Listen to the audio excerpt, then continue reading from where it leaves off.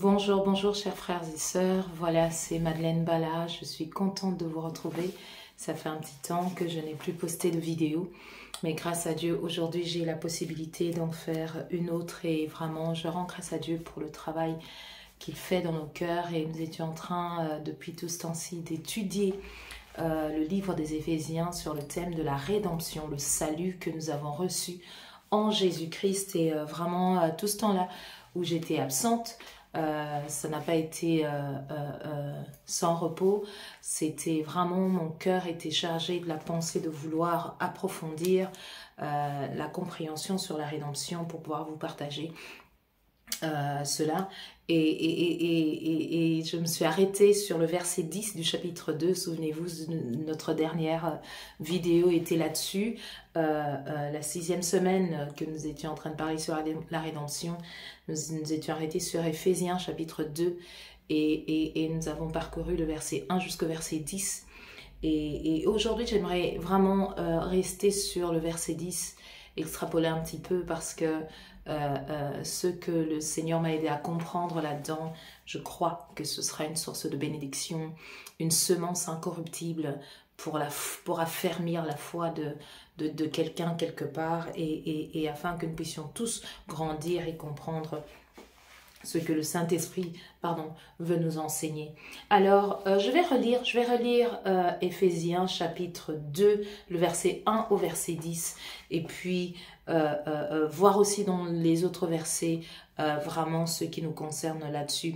Alors, nous avons parcouru du chapitre 1, parler sur le salut, la grâce de Dieu que nous avons reçue. Dieu fait chair, il est venu, il a demeuré parmi nous, comme Jean chapitre 1 nous le montre. Au commencement était la parole, et je vais le lire pour une entrée en matière par rapport à ce que je voudrais dire. Vous allez comprendre tout de suite à quoi je fais allusion. Au commencement, Jean chapitre 1. L'évangile selon Jean chapitre 1 au verset 1. Au commencement était la parole et la parole était avec Dieu et la parole était Dieu. Elle était au commencement avec Dieu. Toutes choses ont été faites par elle et rien de ce qui a été fait n'a été fait sans elle. En elle était la vie et la vie était la lumière des hommes. La lumière, lui, dans les ténèbres et les ténèbres ne l'ont point reçu. Il eut un homme envoyé de Dieu, son nom était Jean. Il vint pour servir de témoin, pour rendre témoignage à la lumière, afin que tous crussent par lui. Il n'était pas la lumière, mais il parut pour rendre témoignage à la lumière. Cette lumière était la véritable lumière qui, en venant dans le monde, éclaire tout homme. Elle était dans le monde, et le monde a été fait par elle, et le monde ne l'a point connue. Elle est venue chez les siens, et les siens ne l'ont point reçue, mais à tous ceux qui l'ont reçue, verset 12, c'est un des versets que je chéris beaucoup. À tous ceux qui l'ont reçu, à ceux qui croient en son nom, elle leur a donné le pouvoir. Elle a donné le pouvoir de devenir enfants de Dieu, lesquels sont nés ni du sang, ni de la volonté de la chair, ni de la volonté de l'homme, mais de Dieu. Et la parole a été faite chair et elle a habité parmi nous. C'est à ça que je voulais, que je faisais allusion en disant que Dieu s'est fait chair en la personne de Jésus-Christ. Il est venu, il est mort pour nous. Dans sa mort et dans sa résurrection, nous avons acquis une conscience nouvelle parce que notre conscience, au travers de notre aïeul Adam, avait été souillée par la désobéissance, par ce fruit du mensonge qui sont les paroles que le diable l'avait proposé et qu'il a accepté, qui ont introduit une semence de rébellion dans Adam, en commençant par Ève et puis Adam, et alors qui ont amené tout celui qui naît d'Adam, simplement par descendance, cette nature même de péché qui était inscrite dans notre partie esprit. De Thessaloniciens, si je me trompe, 5 verset 13, laissez-moi y aller, je pense que c'est 1 Thessaloniciens, pardon, le verset 23 nous dit, l'apôtre Paul est en train de parler à ces chrétiens qui habitent la ville de Thessalonique, une ville grecque à l'époque. Il dit que le Dieu de paix vous sanctifie lui-même tous, tout entier, et que tout votre être, l'esprit, l'âme et le corps, soient conservés irrépréhensibles lors de l'avènement de notre Seigneur Jésus-Christ. Il leur montrait que nous ne sommes pas seulement l'enveloppe physique que nous voyons, que nous sommes esprit, nous possédons une âme et nous vivons dans un corps. Esprit, notre partie spirituelle connectée à Dieu, cette partie qui avait été souillée par cette semence de mensonges, par cette rébellion, et qui avait besoin d'être rachetée. Et c'est le travail que Dieu a fait lui-même, parce que personne dans les cieux, sur la terre, sous la terre, avait été trouvé digne d'ouvrir le livre, ni de le regarder, comme nous le révèle l'apôtre Jean dans le livre d'Apocalypse. Et donc Dieu lui-même est venu et il a pris notre place et il est mort pour nous. Et alors en sa mort et en sa résurrection, notre esprit a été vivifié, restauré et revenu à la vie, la partie qui communique avec Dieu. C'est pour ça que la Bible nous dit que l'âme qui pêche, c'est celle qui mourra. Tout celui qui est né d'Adam était dans cette nature de péché. Je suis en train de brosser un petit peu pour faire un rappel.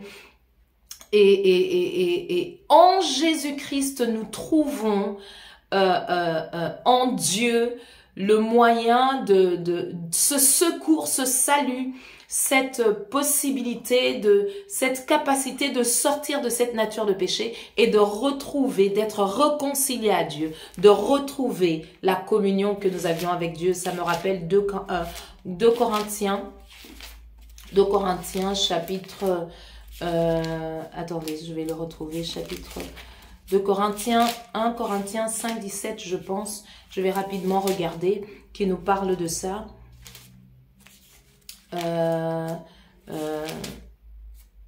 Attendez, je vais retomber là-dessus. Alors qu'il nous dit que les choses anciennes sont passées, voici toutes choses sont devenues nouvelles. Pour tout celui qui est en Jésus-Christ, je suis en train de paraphraser, je vous retrouverai le passage et vous le mettrez en commentaire.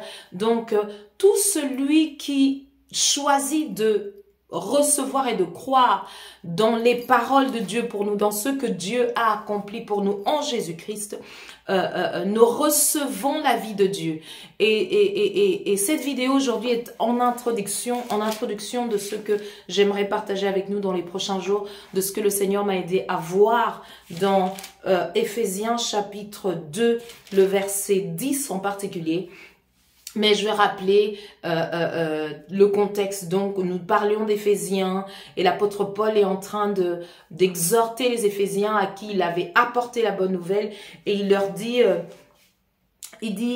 apôtre Paul, apôtre de Jésus-Christ par la volonté de Dieu, aux saints qui sont à Éphèse et aux fidèles en Jésus-Christ, que la grâce et la paix vous soient données de la part de Dieu notre Père et du Seigneur Jésus-Christ. Ça, c'est le chapitre 1, le verset 1.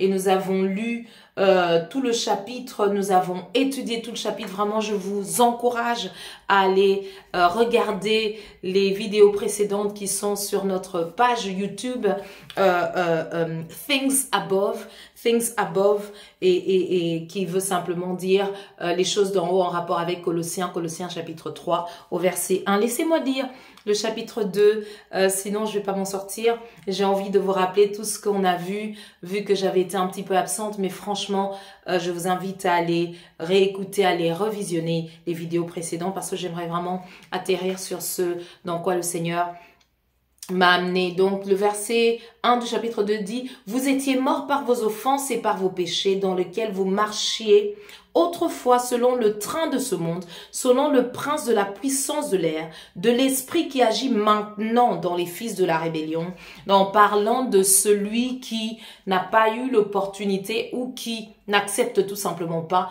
le salut, l'évangile de Jésus-Christ. Donc on appelle ces personnes-là les fils de la rébellion, parce que c'est la nature dans laquelle Adam s'était mis en acceptant les paroles de mensonge, le fruit qui sortait de la pensée du diable dans le jardin d'Éden. Alors il dit, nous tous aussi, Nous étions de leur nombre et nous vivions autrefois selon les convoitises de notre chair, selon les besoins, selon les envies dans lesquelles la chair nous conduisait, vu que l'esprit, avec cet acte de rébellion, cet acte de désobéissance à Dieu, l'esprit était éteint. Notre partie esprit n'avait plus la capacité de communiquer avec Dieu, communier avec Dieu, la chair a pris c'est comme si c'était un coup d'état qui s'était passé, c'est la chair qui a pris le dessus. Et tout celui qui n'a pas Jésus-Christ comme Seigneur et Sauveur est conduit par la convoitise des yeux, la convoitise de la chair et l'orgueil de la vie, comme nous le rappelle l'apôtre Jean dans les épîtres de Jean 1, Jean 2, Jean et 3 Jean, je vous invite à lire. Et vous regarderez là-dedans aussi, l'apôtre Jacques nous en parle par rapport à la conception, comment est-ce que le péché est conçu. Alors ici, l'apôtre Paul nous explique, il dit, nous tous aussi, nous étions de leur nombre et nous vivions autrefois selon les convoitises de notre chair, accomplissant les volontés de la chair et de nos pensées, et nous étions par nature. Voilà où je voudrais atterrir. Nous étions par nature. Quand on dit la nature, ça veut dire que la chose en soi a la capacité de reproduction, a le fonctionnement de vie, a un fonctionnement intérieur qui lui permet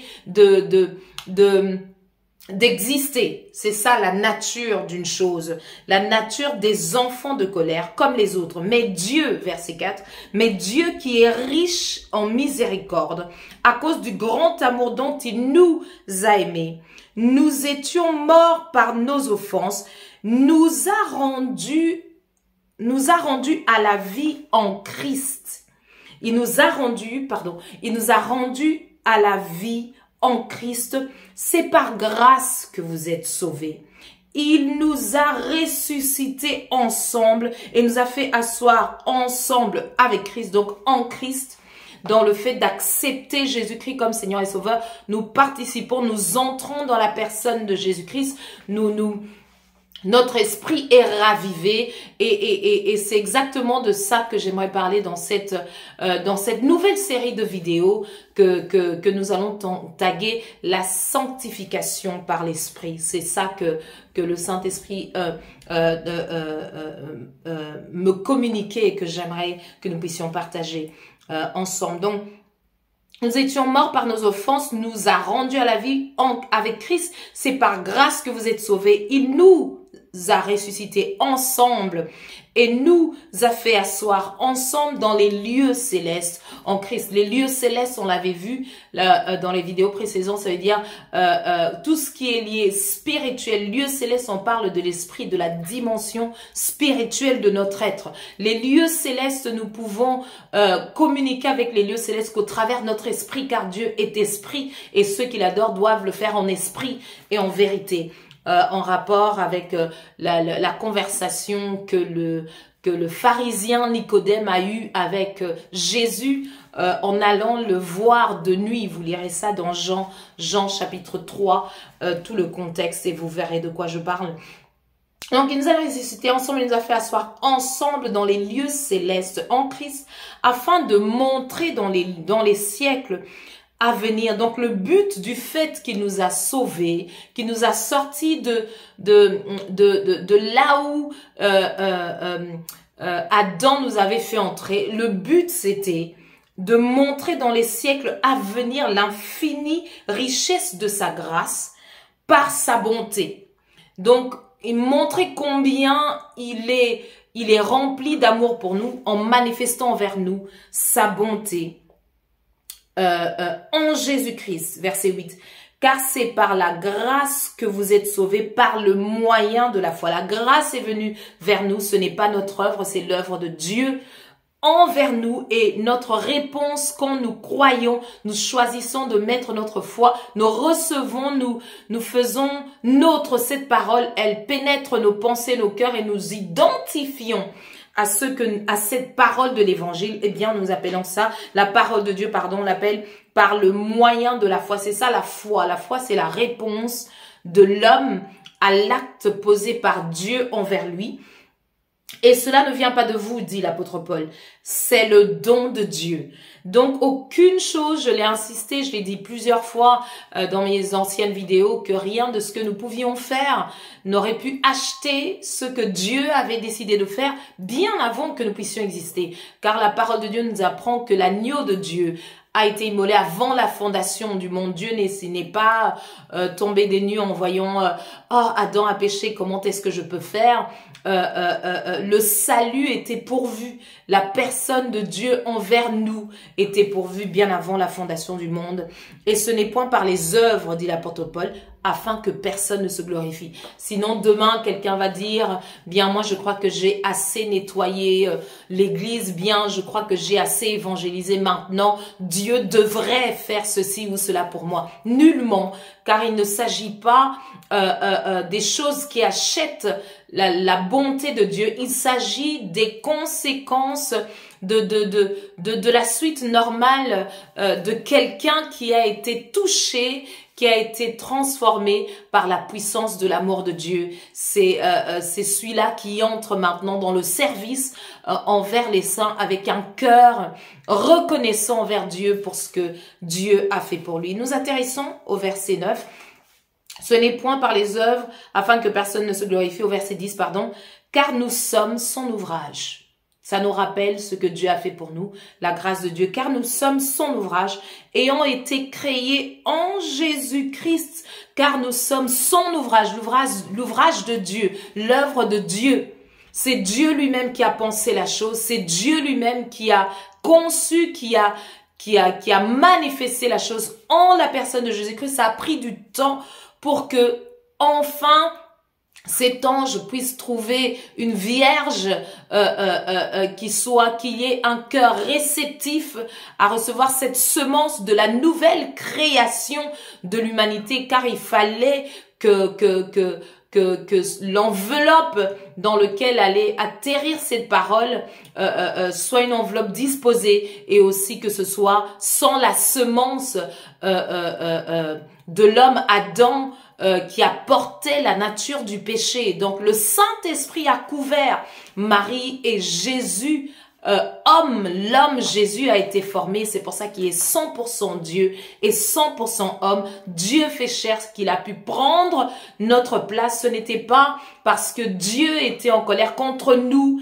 il était en colère contre le péché, et c'est parce que nous, nos cœurs étaient endurcis par notre acte de désobéissance que nous ne savions plus communier avec Dieu. Dieu, dans son amour, dans sa miséricorde, est venu dans notre nature prendre le salaire qui était réservé à celui qui est dans la rébellion.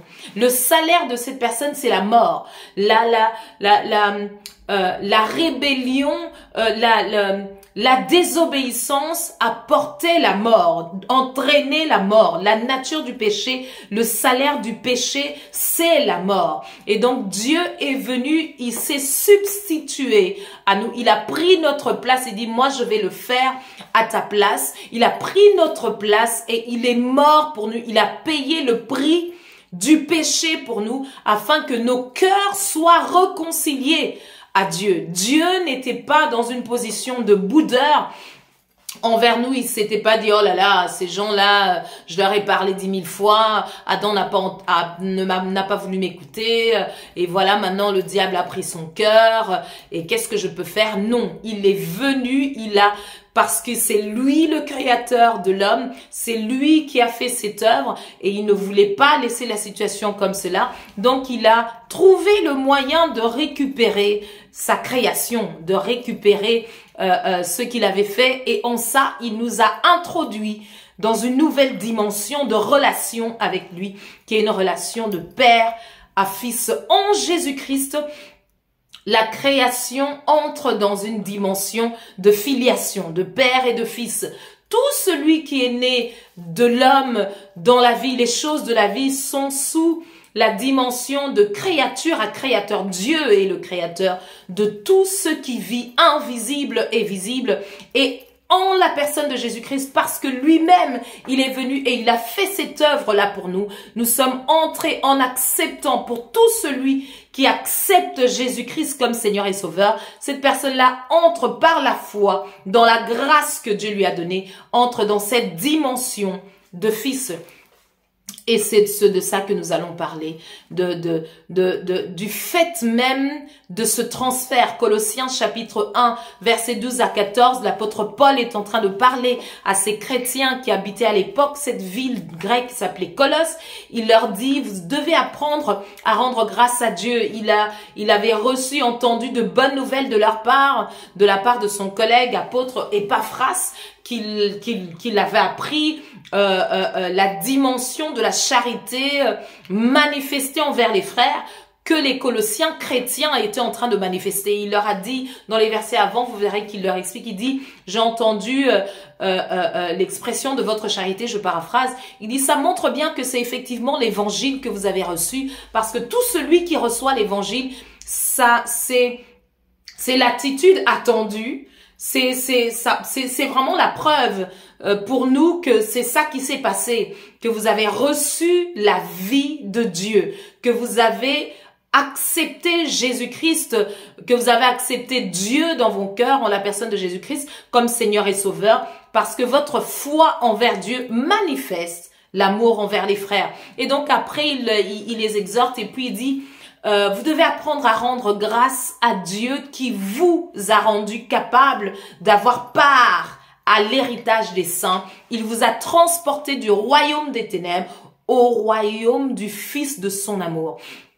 Et donc la sanctification par l'Esprit, le mot sanctification est un mot qui a pris beaucoup de tournures, surtout dans nos milieux évangéliques, chrétiens, dans cette dimension-là de préservation de la vie de péché. Mais la source compréhension est souvent pervertie dans la pensée des efforts que nous devons faire, pensant qu'au travers de ces efforts, nous allons atterrir dans une dimension de sanctification. La sanctification, c'est la conséquence, comment je dois exprimer ça, c'est la sanctification. Le mot sanctus en latin veut dire mettre à part. Voilà, on va faire ça comme ça, on va commencer par la base. Sanctus, ça veut dire mettre à part. Et donc, le fait de mettre à part, si je prends un gâteau, c'est un anniversaire,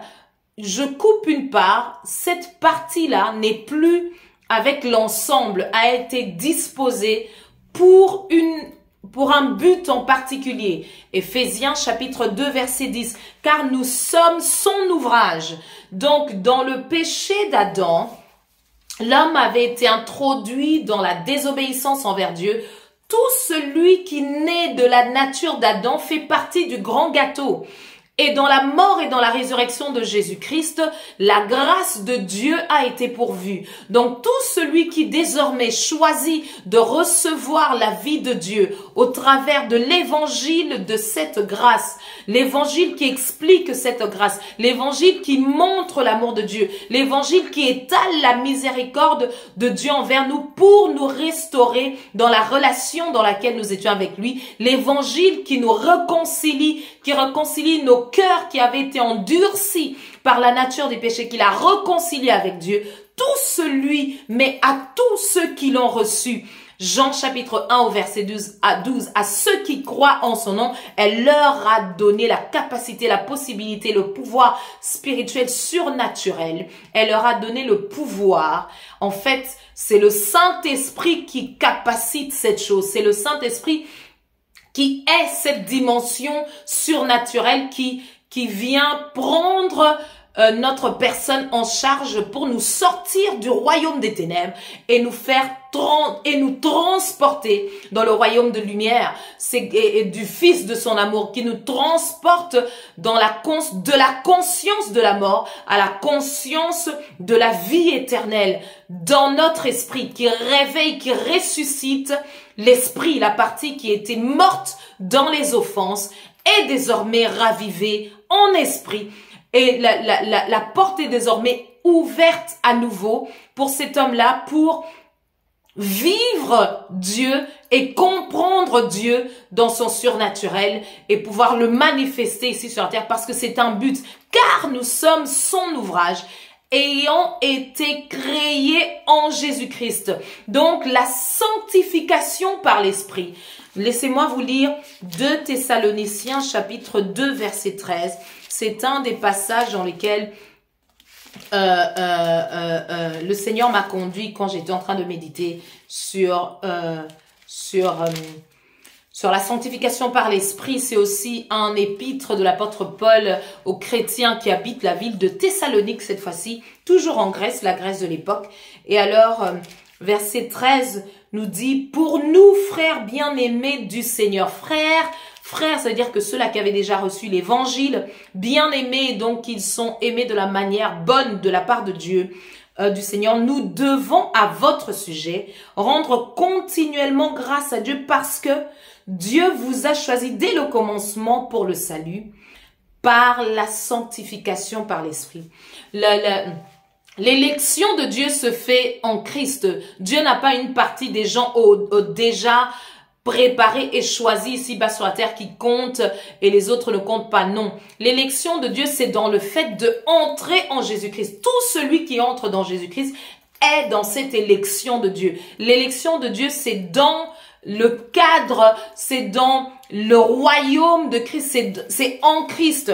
Et donc, il dit qui vous a choisi. Donc, en Christ, nous sommes choisis dès le commencement pour le salut par la sanctification de l'Esprit et par la foi en la vérité. C'est à quoi il vous a appelé par notre évangile pour que vous possédiez la gloire de notre Seigneur Jésus-Christ. Ça, c'est le verset 13 au verset 14. On prendra en long et en large le temps de parler de ça, de la sanctification par l'Esprit. Je reviens alors à Éphésiens chapitre 2 pour clôturer. Je ne serai pas longue aujourd'hui, on prendra le temps calmement dans notre prochaine vidéo. Car nous sommes son ouvrage ayant été créés en Jésus-Christ. Donc, Dieu a fait une création nouvelle, il a manifesté sa vie dans l'esprit de l'homme qui est désormais devenu un avec lui. Dieu est venu habiter en nous. Ça me rappelle le livre de Joël, Joël 2, le prophète Joël, Joël 2, verset 28, si je ne m'abuse. Dans les derniers jours, je répandrai de mon esprit sur toute chair, vos fils et vos filles prophétiseront, les jeunes gens auront des visions et vos vieillards auront des songes. À moins que je ne veux pas me tromper, j'aimerais lire, oh là là, j'ai tellement de choses à dire. Non, terminons, je le dirai calmement dans la prochaine vidéo. C'est pour dire que l'Esprit de Dieu, dans l'acte de rédemption de Dieu envers nous, son esprit vient nous impacter de sa personne, impacter notre partie esprit, parce que nous sommes esprit, nous possédons une âme et nous vivons dans un corps. Donc l'Esprit de Dieu vient faire un travail dans notre partie esprit, un travail éternel. Il vient nous imprimer la vie de Dieu. Je vais lire Éphésiens chapitre 1 au verset 13. Nous avions déjà lu cela, mais pendant mon temps de méditation, ça m'est revenu également. Et donc, en lui, verset 7, en lui nous avons la rédemption par son sang en Jésus-Christ, la rémission des péchés selon la richesse de sa grâce que Dieu a répandue abondamment sur nous par toute espèce de sagesse et d'intelligence, nous faisant connaître le mystère de sa volonté selon le bienveillant dessein qu'il avait formé en lui-même pour le mettre à exécution, verset 10, lorsque le temps serait accompli de réunir toutes choses en Christ, celles qui sont dans les cieux et celles qui sont sur la terre. En lui, nous sommes aussi devenus héritiers, ayant été prédestinés suivant la résolution de Dieu.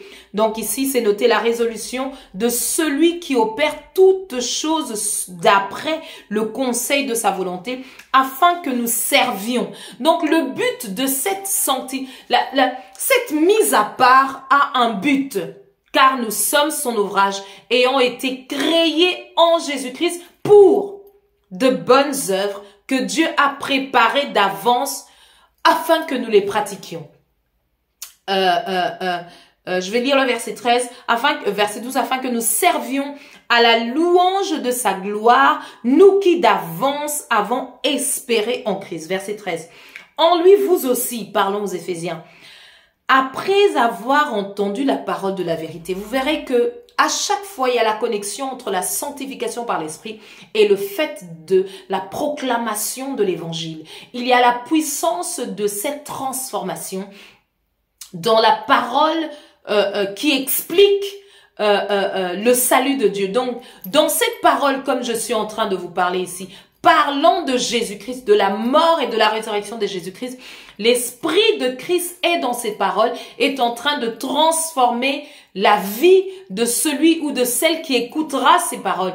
Et à tous ceux qui le recevront, un travail de restauration, de transformation, de résurrection est en train de se faire dans l'Esprit pour faire passer des ténèbres à la lumière. Donc j'inviterai en même temps, ça m'inspire à inviter tout celui qui écoutera cette vidéo, qui regardera cette vidéo, qui n'a jamais entendu parler de Jésus. Et je viens te dire que Dieu est amour et que nous nous étions éloignés de lui de manière intentionnelle par la désobéissance, en écoutant les paroles, les fruits des lèvres du diable. Nous y avions adhéré, nous, parce que c'était notre aïeul Adam, et tout celui qui est né d'Adam est né dans cette nature de pécheur, mais Dieu dans son amour a trouvé le moyen d'entrer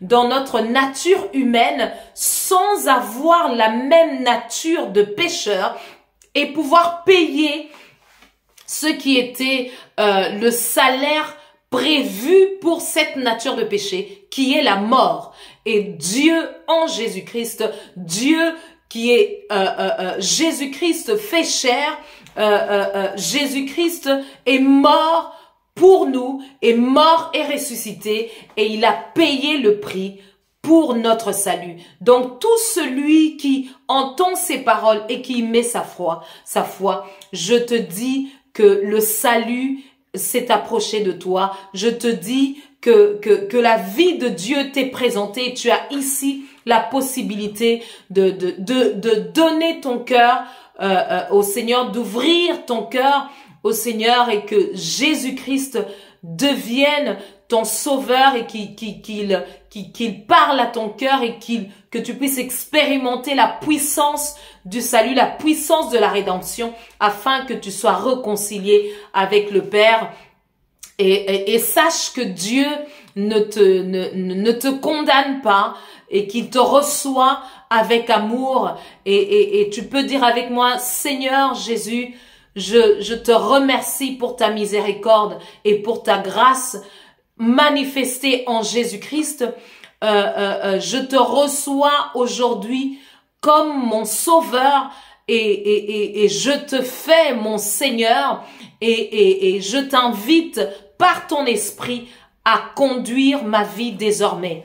Voilà, je te dis félicitations, je me réjouis déjà de savoir que tu es parmi nous dans cette famille de Dieu, et je t'invite à être connecté à une église locale où on prêche la mort et la résurrection de Jésus-Christ, où on explique la grâce de Dieu.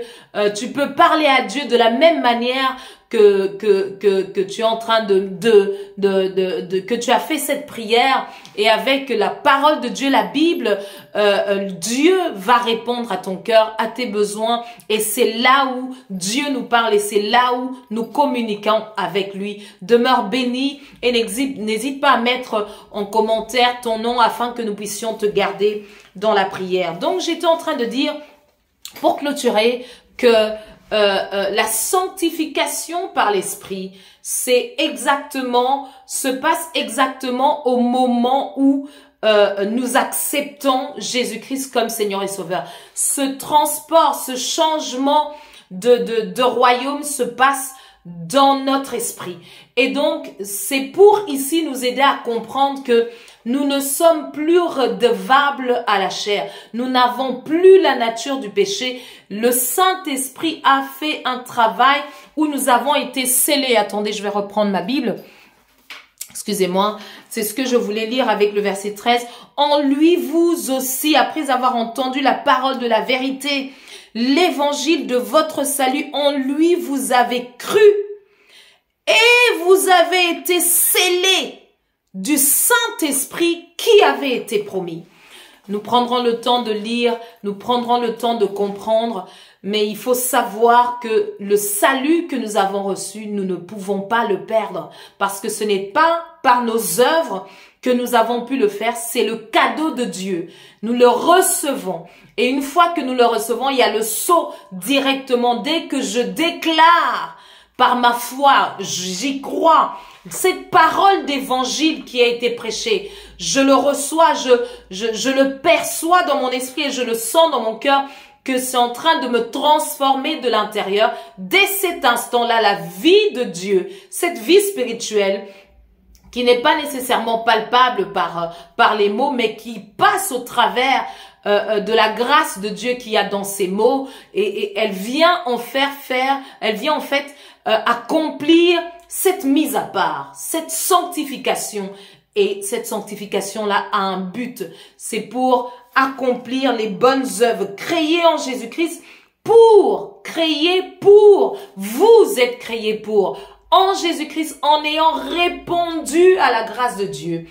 La grâce de Dieu a la substance qui est la vie éternelle, qui en pénétrant notre esprit, vivifie notre esprit et nous donne la capacité spirituelle de comprendre Dieu, de comprendre les choses de Dieu et de vivre éternellement. Mais à tous ceux qui l'ont reçu, Jean chapitre 1 verset 12, à ceux qui croient en son nom, elle leur a donné le pouvoir. Le pouvoir, c'est la possibilité de devenir enfant de Dieu, d'entrer dans cette dimension, dans cette communion avec Dieu.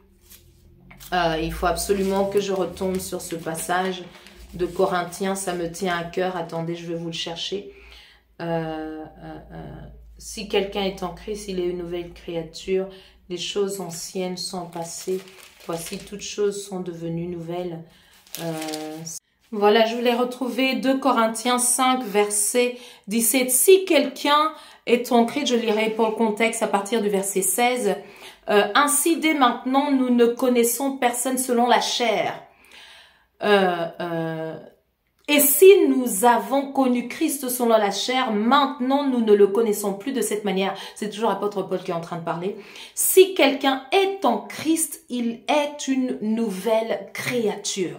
C'est ça la sanctification par l'esprit. Cette mise à part, prendre de là où il y avait la généralité et sortir de cette nature du péché. C'est ça la sanctification. Elle est instantanée au moment où nous disons « J'accepte Jésus-Christ comme mon Seigneur et mon Sauveur ». Dès cet instant-là, il y a séparation du monde des ténèbres et il y a introduction directe dans le monde, dans le royaume du Fils de son amour, dans le royaume de Christ.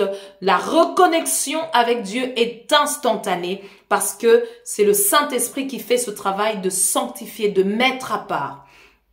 Et tout cela, les choses anciennes sont passées, voici toutes choses sont devenues nouvelles. Et tout cela vient de Dieu qui nous a réconciliés avec lui par Christ et nous a donné le ministère de la réconciliation. Voilà, vraiment, demeurer béni en Jésus-Christ.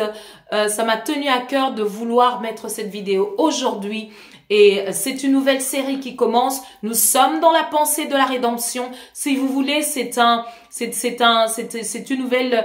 nouveau sous-thème dans la rédemption. Il ne s'agit que de cela. Il ne s'agit que de Christ et de nous. Et ici, nous insistons sur cette mise à part, sur la sanctification par l'Esprit. C'est l'œuvre de Dieu envers nous et non nos efforts pour atteindre Dieu. Demeurez bénis dans le nom de Jésus. Je vous retrouve très bientôt pour une nouvelle vidéo sur la sanctification par l'Esprit.